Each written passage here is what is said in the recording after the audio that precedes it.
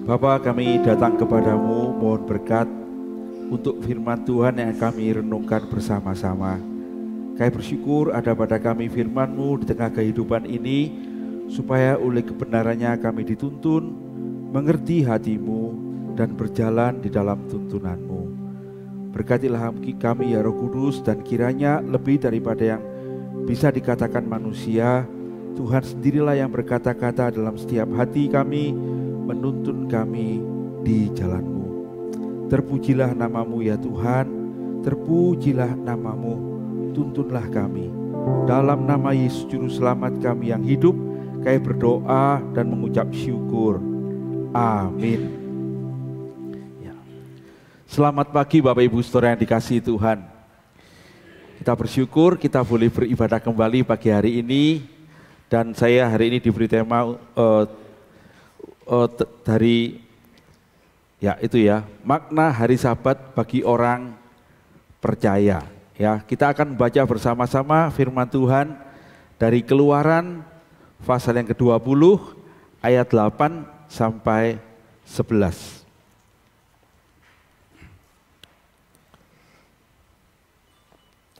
Saya akan membacakannya untuk teman-teman semua.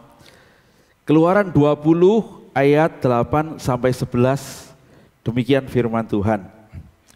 Ingat dan kuduskanlah hari Sabat. 6 hari lamanya engkau akan bekerja dan melakukan segala pekerjaanmu. Tetapi hari ke-7 adalah hari Sabat bagi Tuhan Allahmu. Jangan melakukan pekerjaan apapun. Engkau, anakmu laki-laki atau perempuan, hambamu laki-laki atau perempuan, hewanmu ataupun pendatang di dalam kotamu. Sebab 6 hari lamanya Tuhan menjadikan langit dan bumi, laut dan segala isinya, dan ia berhenti pada hari ke-7. Itulah sebabnya Tuhan memberkati hari Sabat dan menguduskannya. Saya ingin mengajak Bapak Ibu untuk membaca firman Tuhan ini. Mari kita baca sama-sama. 1, 2, 3. Ingatlah dan kuduskanlah hari Sabat. 6 hari lamanya engkau akan bekerja dan melakukan segala pekerjaanmu. Tetapi hari ke-7 adalah hari Sabat Tuhan Allahmu. Berbahagia kita yang membaca firman Tuhan, menyimpan dalam hati kita dan melakukannya di dalam hidup kita. Saudara-saudara, Sabat itu kira-kira adalah hari perhentian. Satu kali waktu saya masih belum jadi pendeta, saya sempat bekerja dan saya punya seorang bos yang hebat gitu ya dalam kerjaan kami, arsitek gitu ya dia, dan dia sangat menghormati hari untuk istirahat itu ya. Kalau udah kerjaan banyak dan kemudian kami mau lembur, Sabtu masuk begitu dia bilang enggak usah. Di kantor ini orang lembur itu Senin sampai Jumat, Sabtu setengah hari kalian mesti istirahat gitu ya. Kalau udah waktunya cuti, semua harus cuti begitu ya, ambil cutinya masing-masing gitu. Dan kalau ditanya prinsipnya dia tuh begini, sebab cuti itu penting, istirahat itu penting. Kalau kalian kerja terus, saya yang rugi. Sebab kalian jadi tidak kreatif. Nah itu alasannya dia ya. Kalian jadi tidak kreatif gitu karena terus begitu ya. Nah saudara-saudara, Keluaran yang kita baca ini hari ini adalah bicara tentang Sabat ya. Nah Sabat itu sesungguhnya punya arti berhenti atau melepaskan. Istilah Sabat itu berasal dari bahasa Ibrani yang syabat ya, dan akar katanya syabat yang artinya itu berhenti atau melepaskan ya, berhenti atau melepaskan.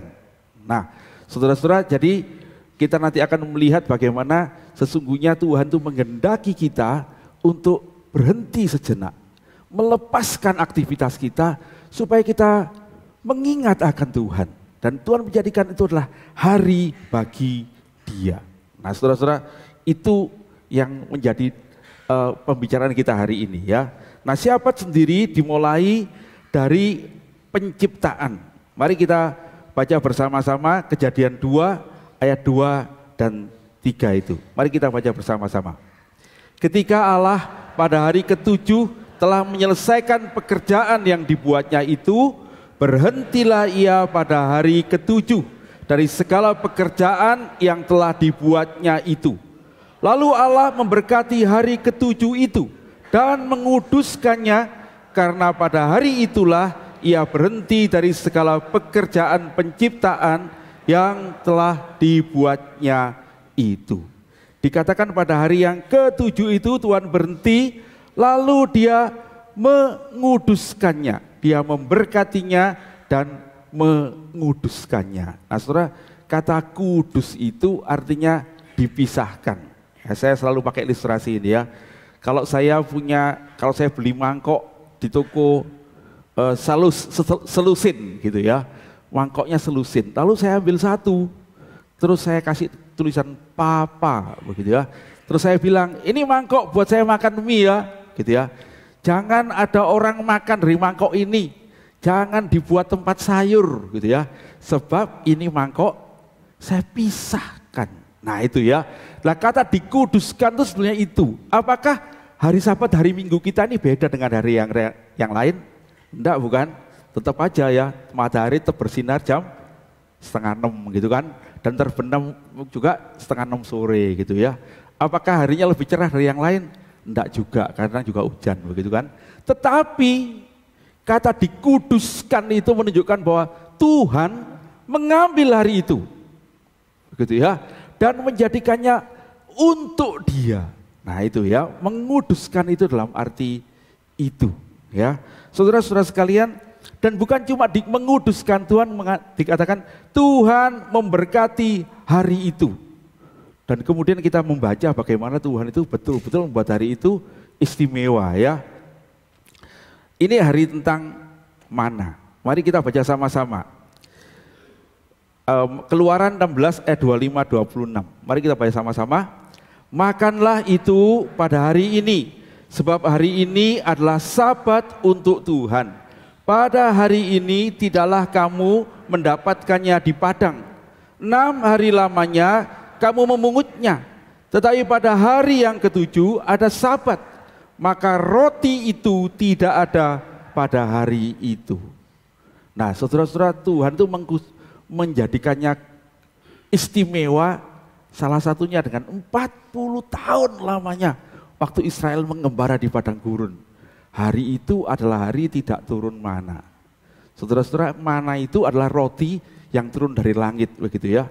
Nggak tahu nih ya, ada kue mana ya, kalau orang ke Israel gitu, saya suka dioleh-olehin gitu ya. Saya tidak yakin itu beneran mana gitu ya. Tapi menarik kalau kita membaca dalam kitab, mana itu cuma umurnya 1 hari.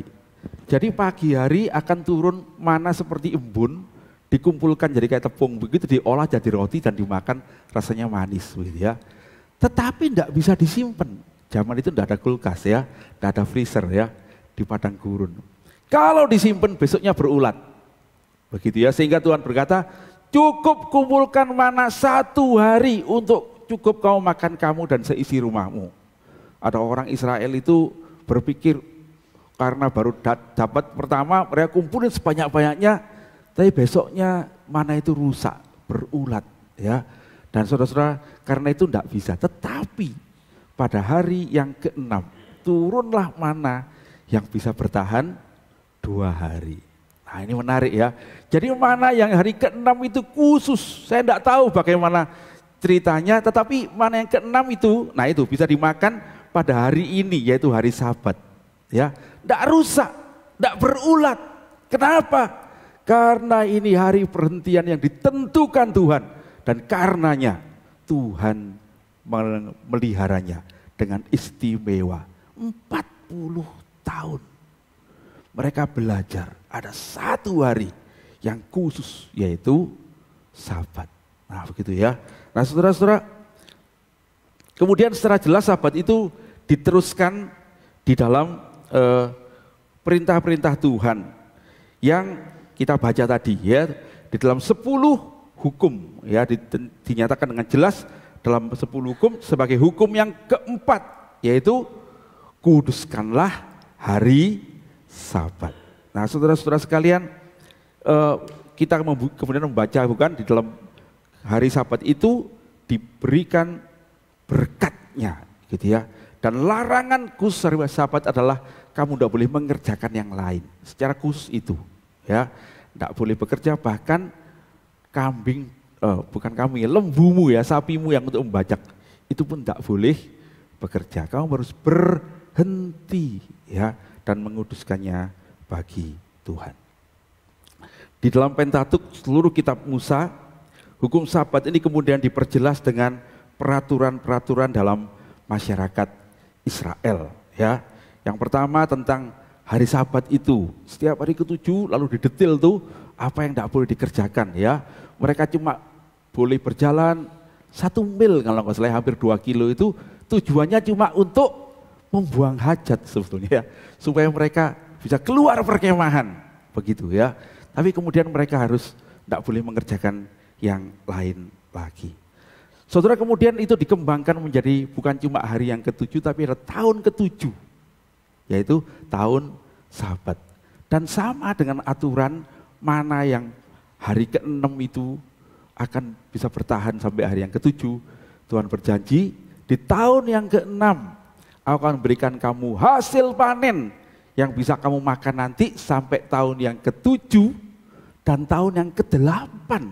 Karena tahun ke-8 kamu baru boleh menanam lagi. Apakah artinya tidak ada makanan boleh dimakan tahun-tahun itu? Enggak, ya. Jadi biarkan tanah itu tumbuh sendiri, apa yang ada. Jadi buah-buahan tetap ada, begitu ya. Tetapi bercocok tanam enggak, buah-buahan dan tanaman-tanaman yang tumbuh sendiri itu boleh kamu petik dan boleh kamu makan, begitu ya. Nah, saudara-saudara, itu yang dijanjikan oleh Tuhan. Nah, kemudian dikembangkan lagi, saudara-saudara, yaitu pada tahun Yobel, ya. Setelah 7 kali 7 tahun 49, maka tahun yang ke-50 itu menjadi juga Sabat bagi Tuhan. Tahun itu kamu bukannya tidak boleh mengerjakan apapun, tapi kamu harus mengembalikan semua yang kamu dapat dari orang lain, sebangsamu, kepada pemiliknya. Yaitu namanya tahun pembebasan itu ya, tahun rahmat Tuhan itu. Nah, saudara-saudara sekalian, tahun Yobel itu menarik ya. Tahun Yobel memberitahukan kepada kita bagaimana Israel itu mesti belajar untuk menyadari bahwa semua yang mereka itu miliki adalah milik Tuhan. Misalnya saya ini pinter dagang gitu, atau terus tetangga-tetangga saya ini ada yang sakit, ada yang gitu, lalu saya bisa membeli itu tanah di samping-samping saya gitu ya. Sehingga rumah saya barangkali yang pertama cuma 100 meter persegi, bertambah sampai jadi 1000 meter persegi misalnya nih ya. Tapi saudara-saudara, tahun ke-50 itu saya mungkin udah punya anak, punya cucu begitu ya.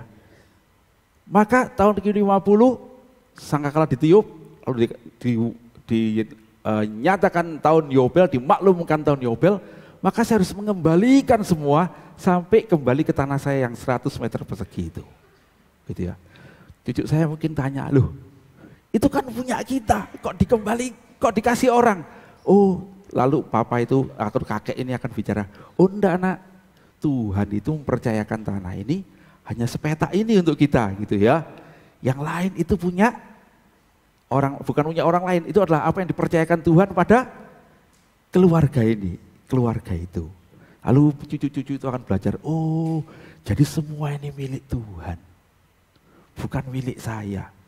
Bahkan harga tanah di Israel pada waktu itu, harganya itu adalah dihitung dari tahun Yobel. Semakin dekat tahun Yobel, harga tanahnya semakin murah, karena bentar lagi dikembalikan, begitu loh ya. Nah, tapi itu memberitahukan bahwa semua ini milik Tuhan, ya. Nah, saudara-saudara sekalian, itulah tahun Yobel. Nah, sekarang kita membaca dari apa yang dikatakan oleh Tuhan Yesus, ya. Nah, Tuhan Yesus itu satu kali ketika datang ke bait Allah, dia diminta untuk menyampaikan firman Tuhan. Begitulah kira-kira ya. Di dalam Lukas pasal 4 ayat 17 sampai 21 dikatakan begini. Kepada Tuhan Yesus diberikan kitab Nabi Yesaya, dan setelah dibukanya ia menemukan nas ini, di mana ada tertulis, nah itu yang terdapat di dalam Yesaya 61 ayat 1 dan 2 itu ya. Roh Tuhan ada padaku, oleh sebab ia telah mengurapi aku untuk menyampaikan kabar baik kepada orang-orang miskin. Dan ia telah mengutus aku untuk memberitakan pembebasan kepada orang-orang tawanan, penglihatan bagi orang-orang buta, untuk membebaskan orang-orang tertindas, dan untuk memberitakan tahun rahmat Tuhan telah datang. Nah saudara, apa itu tahun rahmat Tuhan? Itulah tahun Yobel. Ya, itulah tahun pembebasan itu ya, di mana budak-budak dilepaskan, harta dikembalikan, dan orang-orang yang tertindas itu dilepaskan. Ya, tahun rahmat Tuhan telah datang. Mari kita baca sama-sama sekarang terusnya. 1, 2, 3. Kemudian ia menutup kitab itu, memberikannya kembali pada pejabat, lalu duduk. Dan mata semua orang dalam rumah ibadat itu tertuju kepadanya. Lalu ia memulai mengajar mereka. Katanya, pada hari ini genaplah nas ini sewaktu kamu mendengarnya. Ini yang mana yang genap ini? Ya, datangnya tahun pembebasan itu ya. Ketika Kristus Yesus Tuhan kita menggenapi, dialah sesungguhnya perhentian kita. Dialah sesungguhnya juru selamat kita. Dialah sesungguhnya yang membebaskan kita dari dosa itu. Ya, kalau kita membaca kemudian Tuhan Yesus berkata seperti ini ya. 1, 2, 3. Lalu kata Yesus kepada mereka, hari Sabat diadakan untuk manusia dan bukan manusia untuk hari Sabat. Nah saudara-saudara, Tuhan memberikan makna berikutnya, yaitu sesungguhnya Sabat itu diberikan untuk manusia, bukan untuk manusia untuk hari Sabat. Kalau kita baca seterusnya ayat dikatakan, dan atau jadi anak manusia adalah Tuhan atas hari Sabat. Nah konteksnya adalah waktu itu Tuhan Yesus bersama murid-muridnya pada hari Sabat sedang menuju ke bait Allah, dan kemudian murid-murid itu memetik gandum. Lalu orang-orang ahli Taurat, orang Farisi berkata, muridmu kok hari Sabat memetik gandum? Nah itu kan bekerja, maksudnya begitu ya. Tapi Tuhan mengatakan, bukankah para imam pun bekerja? Gitu ya. Pada hari Sabat kan mereka mau persembahkan persembahan dan sebagainya macam gitu ya. Lalu dikatakan ini ya, Tuhan mengatakan, Sabat itu untuk kamu, untuk manusia, bukan manusia untuk Sabat. Gitu ya. PL itu seakan-akan membuat Sabat itu semata-mata untuk Tuhan. Tetapi Tuhan itu memberikan makna yang lain. Bahwa Sabat itu sebenarnya buat Tuhan untuk kamu. Begitu loh ya. Untuk manusia. Tuhan tidak perlu hari Sabat itu. Dialah pencipta segala sesuatu. Ya, dia tahu apa yang dikerjakan, tapi dia menguduskan satu hari untuk dinikmatinya, lalu dia memerintahkan supaya manusia itu melakukannya. Sebetulnya Tuhan untuk aku. Lalu Tuhan menambahkan, dan akulah Tuhan atas hari Sabat itu. Ya. Dan akulah yang menciptakan semua itu. Bagian itu Tuhan menunjukkan, akulah sesungguhnya Allah yang membuat Sabat itu, gitu ya. Nah, saudara-saudara sekalian, kalau itu untuk kita, apa gunanya, saudara-saudara? Kita harus menguduskan hari Sabat itu yang pertama-tama, sebab hari Sabat itu adalah milik Tuhan. Ini keluar satu semua nih, oh semua ya udah keluar, ya udah. Ya, sebab hari Sabat itu adalah milik Tuhan. Itulah alasan yang paling penting, yang paling mendasar, yaitu itu adalah sesuatu yang dikuduskan, yang dipisahkan oleh Tuhan sendiri. Saudara-saudara, hari-hari ini tuh saya ada banyak jemaat yang meninggal ya di GKA Immanuel Malang. Banyak orang tua, dan hari ini saya nanti harus tutup peti ya, dan besok pemakaman dari seorang jemaat yang sudah lanjut usia. Adiknya papa mertua saya kemarin juga meninggal gitu ya, usia yang lebih muda lagi. Tetapi hari-hari ini banyak orang meninggal. Dan seringkali yang sering direnungkan adalah mengenai tentang Mazmur 90 itu ya. Yang Musa berkata, Tuhan Engkaulah tempat perteduhan kami turun-temurun gitu ya. Dari selama-lamanya sampai selama-lamanya Engkaulah Allah. Saudara, Mazmur 90 bicara apa? Hidup itu singkat, seperti asap, seperti uap gitu ya. Seperti bunga rumput pagi berkembang, sore layu begitu ya. Dan kebanggaannya penderitaan gitu. Dan kemudian kematian itu buru-buru datang gitu ya. Kita tidak tahu lenyap gitu ya. Saudara, kalau kita sampai situ, apa artinya hidup itu? Kita tidak beda sama kucing gitu ya. Sama kadal gitu, sama cecek gitu ya. Tidak ada bedanya. Gitu. Kenapa? Ya sebab itulah gitu. Orang hidup untuk apa? Orang lahir untuk apa? Saudara pernah mikir dah?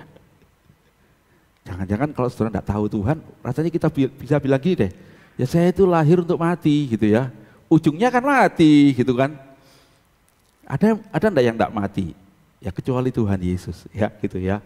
Nah, tapi menarik saudara, di dalam Mazmur 90 itu justru permulaannya itu adalah sebuah doa Musa tentang adanya Tuhan. Tuhan, Engkaulah perteduhan kami turun-temurun. Sebelum gunung-gunung dijadikan, sebelum bumi dan dunia diperanakkan, Engkaulah Allah. Dan sampai selama-lamanya, Engkaulah Allah. Saudara, apa pentingnya hari Sabat menyadari milik Tuhan? Saudara-saudara, Tuhan itu menuntun kita untuk selalu ingat Tuhan. Sebab tanpa Tuhan, hidup kita itu sia-sia. Nah itu dia. Saudara-saudara, kenapa kok kita mesti ke gereja? Kenapa kita mesti berhenti sejenak dari pekerjaan kita? Sebab satu hari akan ada Sabat yang abadi itu ya, akan datang mengunjungi kita tanpa kita tahu. Pada waktu itu, saudara sama-sama Tuhan, enggak? Begitu loh ya. Saudara-saudara, kematian itu datang secepat itu tanpa kita sadari. Bahkan ada orang-orang yang sudah siap mati pun itu waktu mati ya kaget juga ya. Saya punya teman itu ketika mamanya sakit, mereka sadar anak-anak bahwa mamanya akan meninggal karena sakitnya kanker gitu kan. Tapi waktu mamanya mati dia menulis ya di websitenya itu ya. Dia mengatakan, kami itu sebetulnya merasa sudah siap, tapi kenyataannya kita tidak siap, gitu ya. Waktu mama itu meninggal, kami semua kehilangan, tidak siap, begitu loh ya. Nah saudara-saudara, Sabat itu salah satunya bagi saya adalah selalu menolong kita untuk berhenti sebentar, sejenak untuk ingat kepada Tuhan. Sebab tanpa Tuhan, hidup itu tidak ada artinya. Sia-sia. Tuhanlah yang memberi arti. Mazmur 90 itu ditutup dengan sebuah doa yang mengharapkan Tuhan, berapa lama lagi? Datanglah. Ya. Teguhkanlah karya kami. Ya sebab semua kerjaan kita tidak ada artinya tanpa Tuhan yang meneguhkan, memberi kita upah di sorga. Gitu loh. Kalau di dunia, ya tidak ada apa-apa gitu ya. Kita mati ya tidak ada yang dibawa. Tidak ada gunanya semua ya. Bahkan orang-orang yang paling kita kasih pun tidak ada artinya sebetulnya gitu ya, tanpa Tuhan.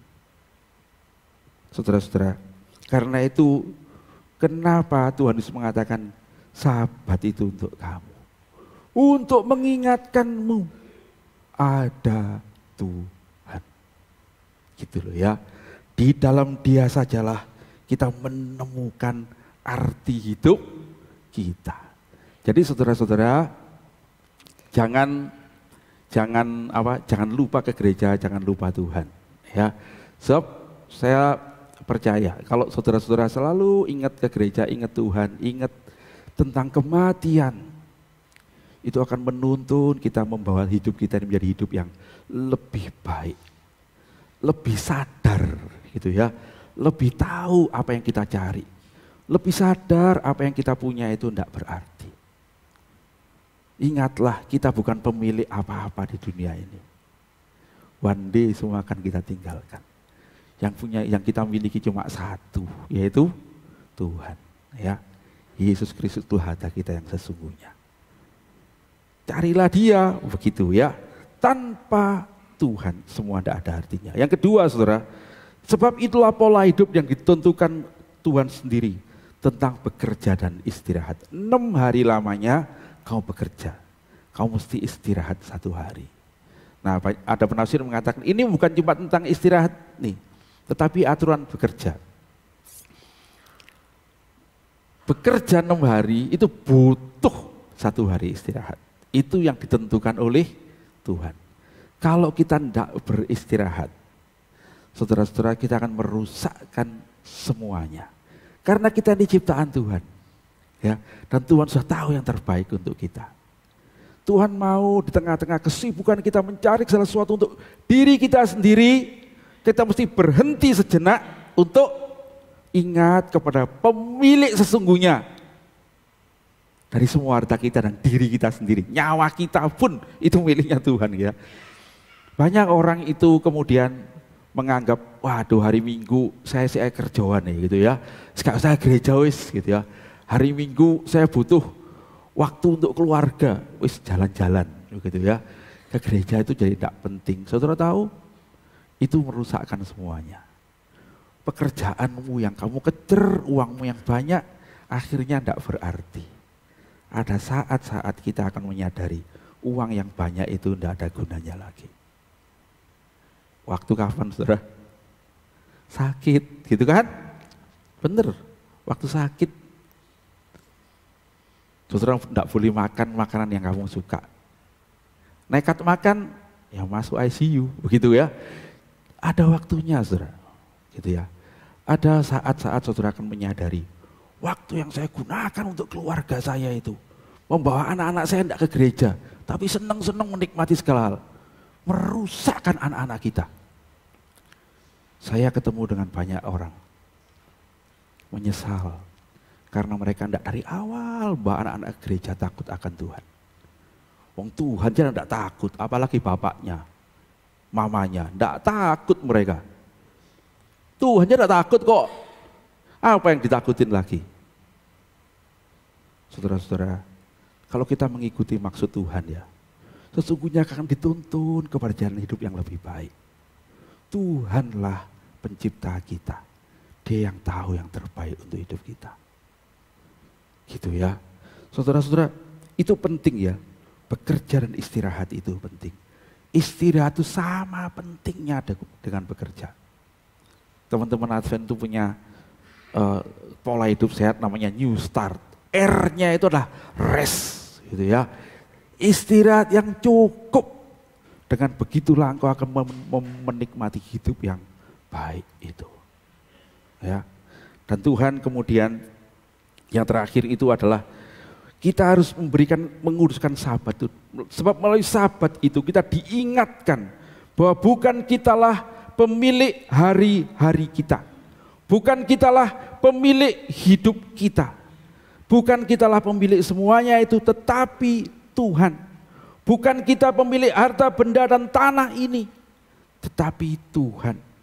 Kita semua ini menerima anugerah Tuhan. Karena itu kita harus selalu mengingat dan bersyukur padanya. Saudara-saudara, ini indah ya. Mengingat bahwa hidup kita, keluarga kita, harta kita, apapun yang terjadi itu adalah dari Tuhan. Bahwa Dialah yang punya segala sesuatu, Dia yang meliharakan burung-burung, Dia yang meliharakan bunga-bunga, itu adalah pemelihara hidup kita. Itu indah ya. Waktu kita menyadari semua itu anugerah, itu membuat hidup itu tidak berat. Hidup itu tidak sulit gitu loh ya, tetapi penuh dengan syukur.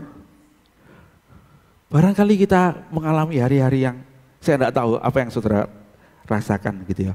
Barangkali saudara mengalami masa-masa yang gagal, ada masa-masa sakit, ada masa susah, ada masa-masa saudara merasa dikhianati segala macam begitu ya. Saudara-saudara, tapi kalau kita ingat hidup itu milik Tuhan, maka kita akan lebih tenang. Kita tidak akan mempertahankan semua milik saya itu. Hilang ya opo? Ya wis, ya toh? Wong itu yang miliknya Tuhan. Suatu hari saya akan kembali pada pencipta itu. Dan dialah harta yang sesungguhnya.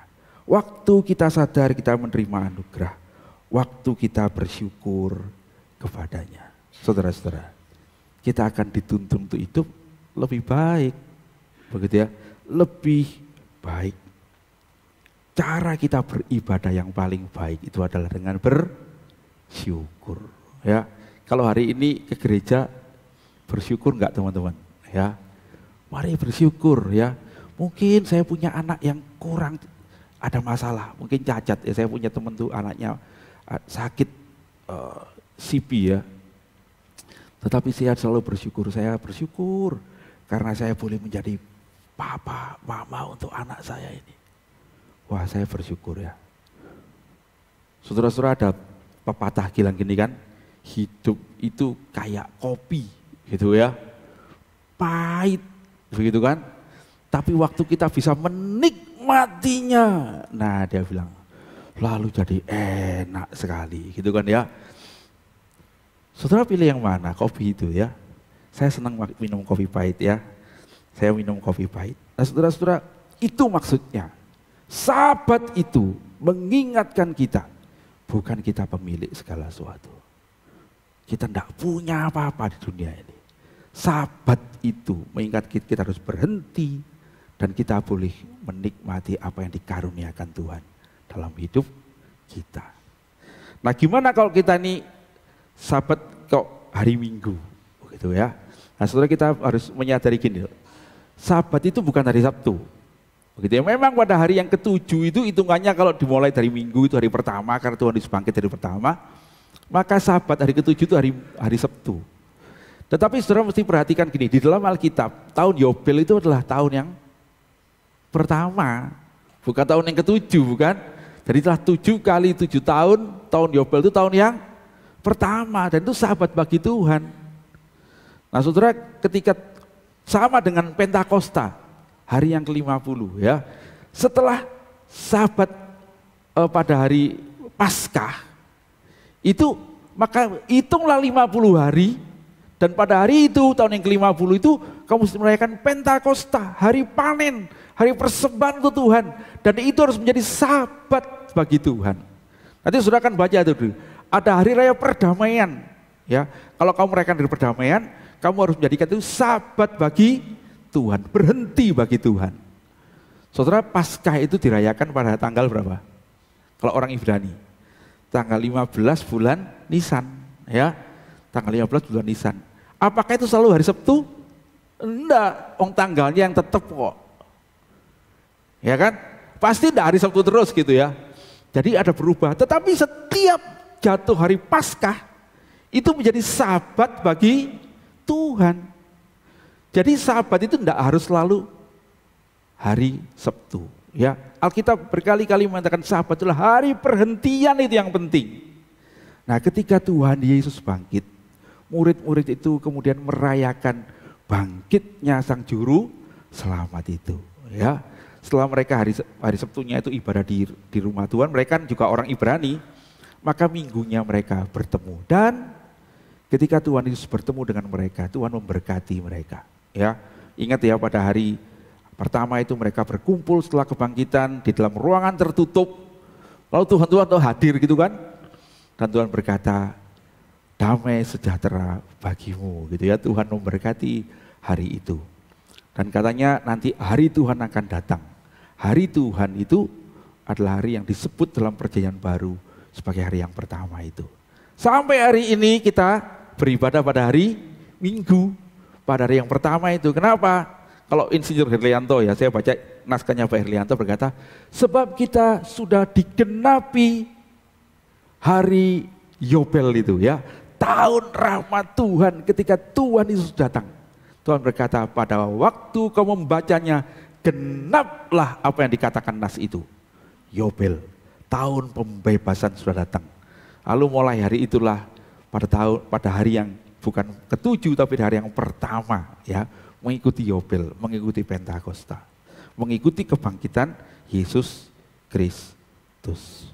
Nah, saudara-saudara, kalau kita bicara sahabat, saya yakin saudara pernah tahu cerita ini, tapi saya ulang aja ya untuk mengingatkan kita tentang sahabat. Ini cerita sahabat yang mungkin paling terkenal gitu ya di dalam sejarah manusia.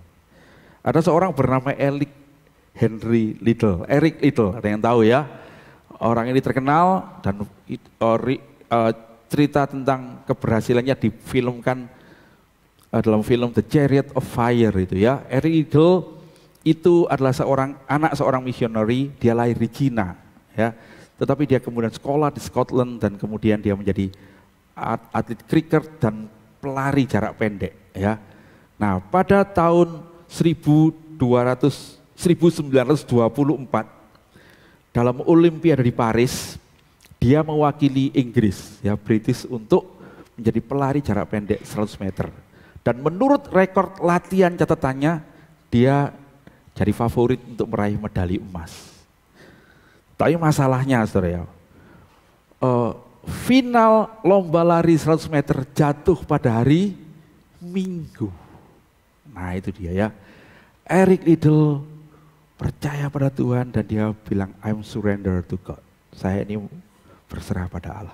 Maka dia memutuskan untuk tidak bertanding. Dan itu menimbulkan kehebohan di timnya dan Olimpiade itu ya. Dia memutuskan, saya tidak bertanding. Waktu pertandingan itu berjalan, dia pergi ke gereja. Beribadah kepada Tuhan. Besoknya hari Senin, dia turun di 400 meter. Sebab jarak menengah dia 400 meter dia. Sebab temannya sakit.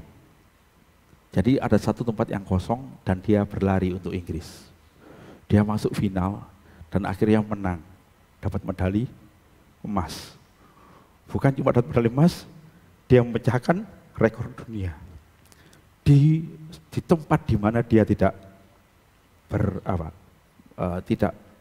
berada sebetulnya. Nah itu sudah keluar, sebetulnya itu ada kliknya ya. Nah Eric Liddell itu sebelum lari, menulis di sebuah kertas itu ya, dikasih ke pelatihnya. Dia berkata, in the old book it says, he that honor me, I will honor. The old book itu apa? Alkitab ya, Alkitab. Dia berkata, di dalam buku tua itu sudah tertulis, siapa yang menghormati aku akan menghormatinya. Itu di 1 Samuel. Maaf, satunya saya kok kehapus itu ya. 1 Samuel 2 ayat 30 ya. Firman Tuhan yang mengatakan, sebab siapa yang menghormati aku akan ku hormati. Eric Liddell kemudian menyerahkan diri jadi hamba Tuhan. Dia kembali ke China. Pencapaian terbesar dalam hidupnya bukan juara Olimpiade 1924. Tetapi dia menjadi hamba Tuhan, yang mengasihi Tuhan, yang menjadi berkat bagi orang-orang di Cina. Sampai akhir hidupnya. Dia selalu berkata, I'm surrender to God. Aku ini menyerahkan hidupku kepada Tuhan. Saudara-saudara, Sabat itu adalah hari Tuhan. Hormatilah Sabat. Saudara akan diberkati. Kenapa? Karena engkau menghormati Tuhan dan melakukan apa yang memuliakan Tuhan, hidupmu akan dituntun menjadi hidup yang berarti. Bukan cuma di dunia ini, saudara-saudara. Suatu hari kita menikmati Sabat kita yang abadi di sorga nanti. Mari kita berdoa.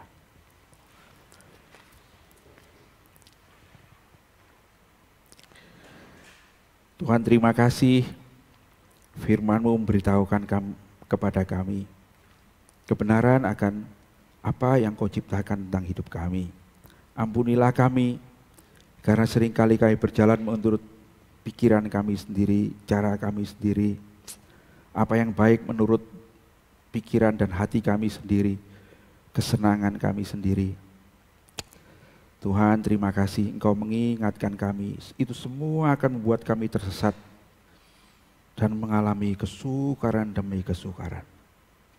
Buatlah kami untuk ingat kepadamu, menghormatimu, memisahkan hari ini untuk mengasihimu, mengingatkan diri kami sendiri, Engkau sajalah harta kami yang abadi. Dan biar dalam tuntunan itulah kami hidup menjadi umat-Mu, memuliakan nama Tuhan, menjadi berkat bagi sama kami, dan kami menemukan damai sejahtera, ketenangan, sukacita dari hari ini sampai pada waktunya kami pulang ke rumah yang kekal. Pimpinlah kami dalam nama Yesus Juru Selamat, Gembala yang baik. Kami berdoa dan mengucap syukur. Amin.